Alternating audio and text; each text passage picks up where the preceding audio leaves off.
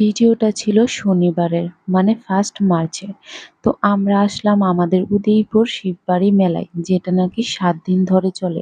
এখানে আমরা ধূপকাঠি মোমবাতি নিয়ে ঠাকুরকে দর্শন করার জন্য চলে গেলাম।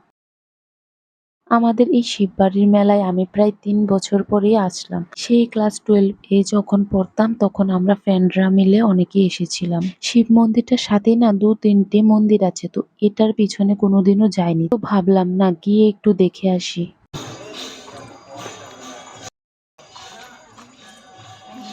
৭ দিন মেলা চলাকালীন এখানে কালচারাল প্রোগ্রামও হয়। তারপর আমরা মন্দির থেকে বেরিয়ে চাট খেলাম। চাট তো আমার কাছে ভীষণ ভালো লাগে। তারপর খেলাম ফ্রাই পটেটো, তারপরে খেলাম গিয়ে এগরোল। এটা আর ভিডিও করা হয়নি। তো এইখানে দেখো কি সুন্দর লাগছে না ফুলগুলি দেখে। তারপর অল্প কিছু কেনাকাটি করে চলে আসলাম বাড়ি। তো চলো সবাইকে টাটা।